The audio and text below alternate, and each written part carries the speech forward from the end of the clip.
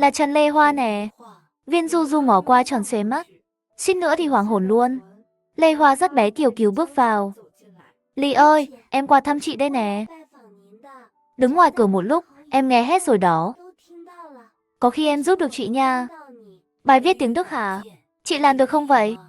Là bài báo đó. Cho em 10 phút thôi. Ồ.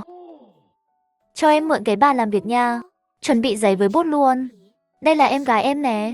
Trong lúc em viết bài, chị nhờ ai đó dẫn em gái em đi tham quan chỗ in báo được không?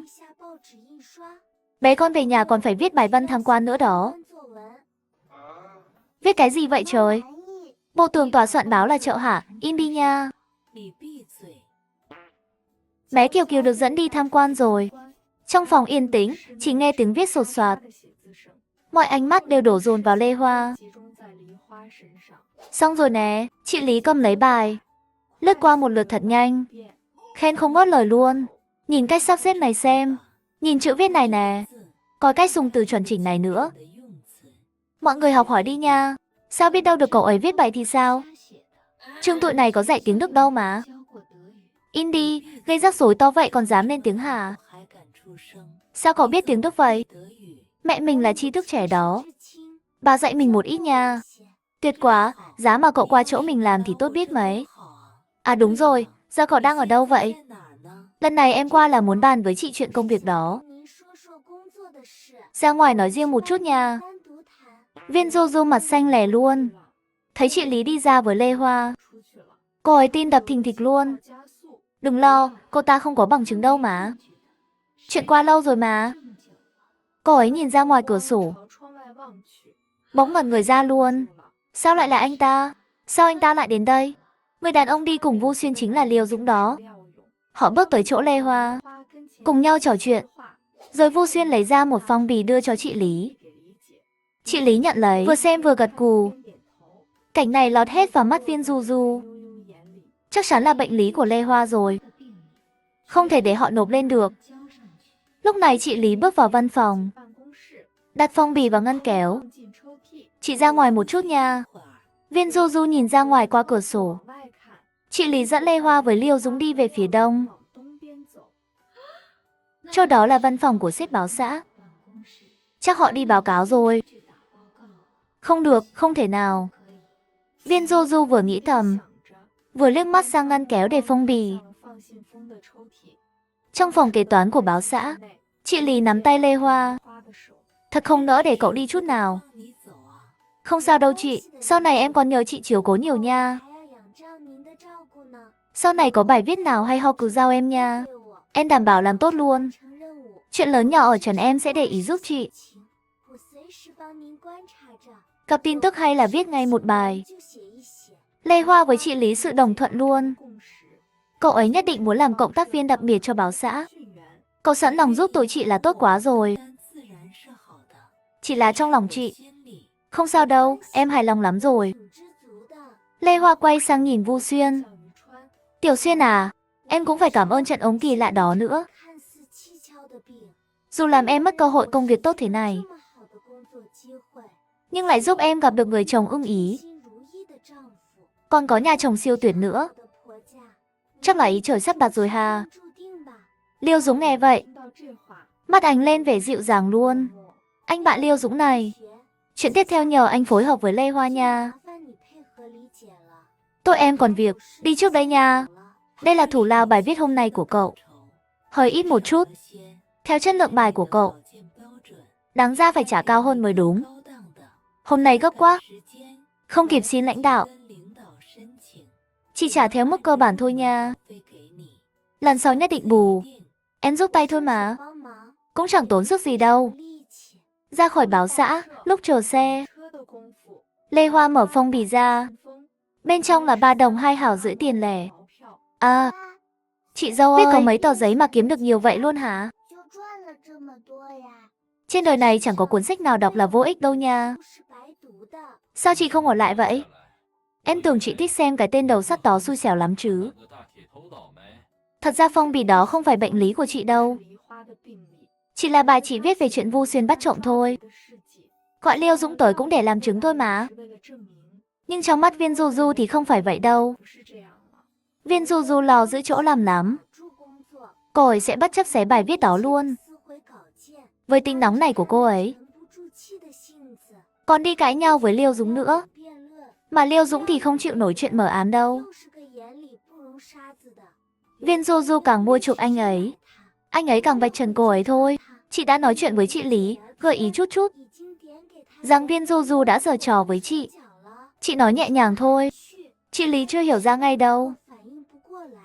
Nhưng chỉ cần Viên Du Du xé phong bì đó, rồi Liêu Dũng kể chuyện cô ấy mua chuộc cho chị Lý nghe, chị Lý sẽ không để cô ấy làm tiếp đâu. Tính sơ sơ xem, công việc của cô ấy coi như tiêu tùng rồi. Chị không nói thật với em hả? Lê Hoa giật mình. Chẳng lẽ anh ấy đoán ra lý do thật chị không ổn lại? Chị đúng là thích xem người khác gặp rắc rối mà. Ê, em có xấu tính vậy đâu nha. Chuyện này chị không ở lại xem kịch vui ngay hàng đầu. Chỉ có một lý do thôi. Em không biết anh nói gì đâu. Anh cũng không biết nữa.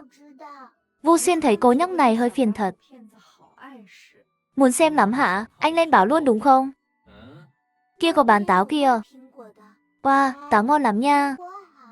Bé Kiều Kiều vừa nói xong, đã bị Vu Xuyên ấn đầu xuống. Vu sất đầu, em mách mẹ anh bắt nạt em nha. Anh mà dám làm gì em hả? Cầm tiền đi mua táo đi. Bé Kiều Kiều cầm tiền vui vẻ chạy đi luôn. Lần sau còn muốn trêu anh nữa. Nói thẳng ra luôn nha. Đừng vòng vo nữa. Không, không phải trêu anh đâu mà. Em chỉ không muốn bỏ lỡ tiền phí thôi. Nếu Lê Hoa ở lại, bài khen ngợi sự anh dũng của Vu Xuyên đó sẽ lẫn lộn chuyện cá nhân vào. Khó mà lên báo được nữa. Sao anh biết ý định của em vậy? Lúc em vào báo xã sẽ làm anh mua giấy ôn tập luôn đó. Anh đúng là thông minh thật. Nếu Vu Xuyên để tâm vào học hành, học bá số một làng chắc không tới lượt em đâu. Bản sao trong tay Liêu Dũng em bảo anh ấy là để đưa lãnh đạo xem qua. Thứ đăng báo mà. Gửi một bản cho người trong cuộc cũng hợp lý chứ. Dù là báo xã hay đồn cảnh sát, chẳng ai nghĩ là em tính toán đâu. Anh, có thấy em mưu mô quá không? Sâu sắc quá hả? Có hợp không đây? Thử rồi mới biết được chứ. Dù ban đầu không hợp, dần dần từng ngày, lâu dài qua thời gian, rồi cũng sẽ hợp thôi. Anh nghiêm túc nói vậy. Nhưng Lê Hoa thấy hơi lạ lạ. Anh có nghĩ nhiều quá không vậy? Hứ? Đầy vẻ nghịch ngợm luôn. Anh không lo em đẩy anh ra xa để chuẩn bị trốn đi sao nổi. Hôm qua ăn cơm với Liêu Dũng, anh ấy gợi ý với em mấy lần rồi. Nếu muốn rời làng, anh ấy giúp được đó. Lê Hoa cười khổ. Vu Xuyên chẳng nhìn ra em định chạy đi đâu nổi. Dù chạy tới chân trời góc biển, anh cũng lôi em về. Ở nhà vui vẻ cùng anh nha. Hi, qua đây nhanh nha. Bé Kiều Kiều hình như phát hiện ra gì đó ghê gớm lắm. Vung tay mạnh mẽ cắt ngang lời nói hung hổ của Vu Xuyên. Ủa chị dâu, sao mặt chị đỏ thế này? Có gì đâu, thấy người bán hồng đông lạnh to đùng kìa. Nhìn kìa, trên trời có con mèo bay nè. Bé Kiều Kiều theo phản xạ quay đầu nhìn. Vu Xuyên tranh thủ kéo tay Lê Hoa qua luôn. Đâu có con mèo nào đâu mà. Anh lại lừa em nữa rồi. Ủa chị dâu, sao mặt chị còn đỏ hơn nữa vậy? Cái anh bạn học kỳ cục của em đó, tự cho rằng chị là cát trong tay em, nắm không nổi đâu. Dưa ép thì không ngọt được, nhưng lòng chị thì ấm lắm. Anh ấy quả nhiên biết hết rồi. Nhưng với chị thì, cát không nắm được thì cho nước vào là chảy xuống thôi. Dưa ép ngọt hay không, chị chẳng quan tâm đâu. Lê Hoa mũi hơi cay cay. Vu Xuyên tin chị thế này. Kiếp trước chị lại vì sợ hãi mà bỏ lỡ cả đời. Này, chị không định khóc đó chứ, không được khóc nha. Anh đáng ghét thật. Nói ngọt thế này luôn. Thôi đổi tên thành Vu ngọt ngào đi cho rồi. Vu Xuyên thấy chị bước đi, vội bước nhanh đuổi theo. Bé Kiều Kiều đứng trong gió lộng, rối hết cả lên. Này, hồng đông lạnh của em còn chưa mua mà. Khiêm làm mới vào thành phố một lần, Vu Xuyên liền dẫn vợ và em gái đi xem phim luôn. Lúc xếp hàng, Vu Xuyên mắc tiểu, để Lê Hoa với bé Kiều Kiều xếp hàng trước. Anh chàng phía trước kêu toáng lên. Lê Hoa quay người nhìn lại. Con bé múm mĩm này Cho bự chúng thế dọn mà thênh chắn thang hết kia lối đi. kìa. Tôi đứng đây đâu có chắn đường đâu. Cô bự thế này. Đứng đây thì ai qua nổi chứ? Tôi đang vội đi đường đây. Anh chàng kia đưa tay ra với ý không tốt, định sờ mặt Lê Hoa luôn. Đi đường nhanh lên đi. Đừng xen vào chuyện của tôi. Là cô ấy chắn đường trước mà. Vu Xuyên tung một cú đá làm anh ta ngã nhào xuống đất. Mày dám nói ai bự hả? Còn mày thì ốm nhon như gà con vậy. Không biết xấu hổ hả? Đúng là vậy mà. Anh ơi em sai rồi nha. Em không cố ý đâu mà. Anh cũng không cố ý đâu nha. Thôi, đừng vì lại người này mà mất vui nha. Không phải đi xem phim sao? Giữ mồm miệng cho kỹ, hiểu chưa? Dạ dạ dạ. Đợi Vu Xuyên với Lê Hoa đi xa. Anh chàng kia lập tức đổi thái độ. Làm dữ gì chứ, dân quê chẳng có chút văn minh. Để tao cho mày chết luôn bây giờ. Hắn tưởng Vu Xuyên không nghe thấy, nhưng không ngờ bên cạnh còn có bé Kiều Kiều. Anh ấy nói muốn làm anh chết đó. Anh chàng kia định chuồn, nhưng bị Vu Xuyên nhanh tay túm cổ áo. Mày muốn làm tao chết hả? Không có đâu, mấy con nghe nhầm rồi. Chính anh ta nói đó nha. Con chửi tụi mình là dân quê nữa kìa. Thả chồng tôi ra. Quả, cô không phải Trần Lê Hoa sao? Lê Hoa quay đầu nhìn lại. Là một cô nàng ăn mặc khá sành điệu. Tôi là Ngô Thiến đây mà. Cậu không nhớ tôi sao? Ủa, anh không phải thằng nhóc nhà họ Vu sao? Vu Xuyên thả tay ra. Anh chàng kia lập tức chạy trốn sau lưng Ngô Thiến. Tiểu Thiến, cậu quen à? Người quen ở quê, lâu lắm không liên lạc rồi. Ngô Thiến nhìn Lê Hoa rồi lại nhìn Vu Xuyên. Bỗng trợn mắt chỉ vào Lê Hoa mà hét lên. Cậu không phải đang yêu cái thằng nhóc này chứ? Anh ấy là chồng tôi đó. Tên anh ấy là Vu Xuyên, không phải thằng nhóc đâu nha. Nếu anh ấy là thằng nhóc thật, thì cái tên lưu manh nhà cậu đã bị anh ấy xử đẹp rồi. Hứ, cậu bị trường trung cấp đuổi hả? Không thì sao lại cưới anh ta được? Trần Lê Hoa là nữ sinh giỏi nhất trường tụi mình. Cả trường chỉ có 2 người đậu thôi. Mà trung cấp thì có mỗi cậu ấy. Tưởng cậu phải cưới quan lớn chứ ai ngờ. Câu nói đầy ý xấu bật cười khiến Vu Xuyên tối mặt. Cũng làm khóe miệng Lê Hoa trầm xuống. Chồng tôi tuy không phải quan chức gì, nhưng sống trong sạch đàng hoàng. Chẳng bao giờ ra đường trêu ghẹo con gái. Làm mấy chuyện kỳ cục thế đâu. À Trần Lê Hoa, sao cậu dám chửi người ta vậy? Tôi không chửi người đâu. Chửi mấy con thú thôi. Đừng phí lời với lại người này. Loại này xấu tính tận xương luôn. Sửa không nổi đâu mà. Nhìn gì mà nhìn. Nói anh đó đó. Miệng thối sửa mãi không xong. Như chó không bỏ được tật xấu vậy. Phim sắp bắt đầu rồi nha. Hai người đừng lằng nhằng nữa. Nhà tôi có chuyện hay không tôi vẫn cưới anh ấy. Tôi thích làm vợ anh ấy đó. Ít ra anh ấy không để tôi ra đường. Nhìn anh ấy trêu ghẹo người khác. Buồn mà không dám nói luôn. Lời của Lê Hoa như dao đâm vào tim Ngô Thiến. Nhưng anh chàng bên cạnh chẳng biết gì. Đây là người cậu từng nói. Con nhỏ siêu giỏi ở làng đó hả? Có gì đâu mà giỏi. Trông nó mua nổi bộ đồ tử tế không nổi. Thấy chưa, con gái học nhiều để làm gì? Ngô Thiến cúi nhìn bộ đồ thời thượng của mình. Hắn thì mặc đồ đẹp được đấy. Nhưng có thật sự vui không đây? Phim xem xong xuôi, ba người đi ngang qua một cửa hàng bách hóa. Vu Xuyên nhìn quần áo trưng bày trong tủ kính. Buột miệng nói, anh mua cho em cái áo nha. Nhìn giá xong, anh ngượng chín người luôn. 36 đồng 5 hào, tiền trong túi chỉ đủ mua cái tay áo. Mặc vào trông như gấu luôn. Em vốn đã tròn rồi. Thôi đừng nhìn nữa, đi thôi. Vu Xuyên nhìn theo bóng lưng Lê Hoa, lại nhìn sâu vào tủ kính lần nữa. Quyết tâm phải cho cô gái này cuộc sống tốt đẹp. Sau khi chuyện của Vu Xuyên lên báo, làng tổ chức hẳn hội khen thưởng cho anh luôn. Thằng nhóc ngày nào giờ thành gương sáng của làng. Đi trong xóm ai cũng nhìn anh bằng ánh mắt ngưỡng mộ. Làm Vu Xuyên ngượng ngùng không chịu nổi. Chạy vội về nhà luôn. Thấy vợ đang sửa bài văn của học sinh. Cuối tuần không ăn hạt dưa cho khỏe. Sửa cái này làm gì chứ? trẻ con giờ chữ xấu thật luôn. Thứ hai phải giảng bài văn cho tụi nhỏ. Hôm nay phải sửa xong hết mới được.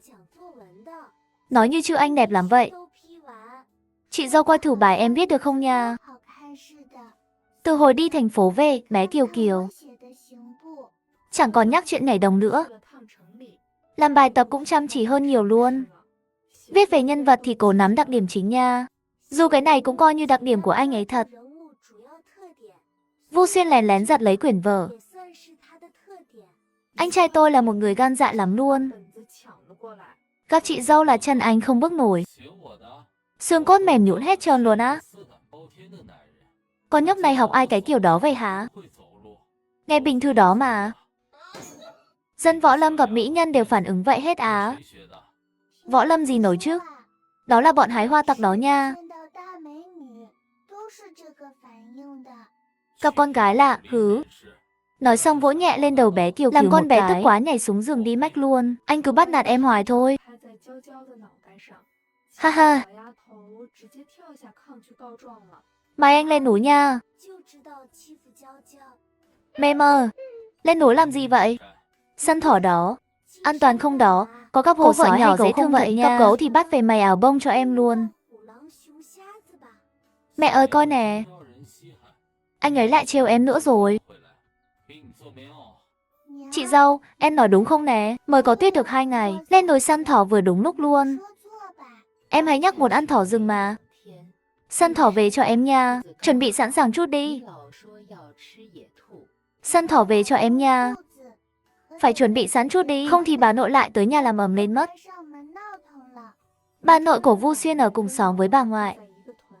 Là một bà cụ siêu lắm chuyện luôn. Cả nhà đang trò chuyện vui vẻ thì nghe ngoài sân có ai đó gào to gọi Vu Sắt Đầu. Thằng nhóc nghịch ngợm kia, lăn ra đây ngay. Đấy, bảo anh đừng nhắc lung tung. Giờ thì gọi bà cụ tinh nghịch tới rồi đó. Ngoài cổng sân có một bà cụ nhỏ nhắn đứng đó. Đằng sau là 2 thanh niên đi theo. Là Vu Sắt Phú và Vu Sắt Quý, con của nhị đại gia nhà Vu Xuyên. Gọi Vu Sắt Đầu, cùng với cô vợ mới xui xẻo của nó ra đây cho tôi. Bà nội nói thế này. Nhà tôi thì có cậu con rể hiếm có giúp chồng phát tài đó nha. Còn ngôi sao may mắn hay xui xẻo gì đó, tụi tôi chưa thấy bao giờ. Mấy người thấy bà cụ chưa nào? Bà cụ nhìn thấy Lê Hoa đứng cạnh Vu Xuyên. Mắt lóe lên tia dữ dằn. Có bầu rồi mà không ở nhà làm việc cho tốt. Lại chạy ra trường làm cô giáo gì chứ?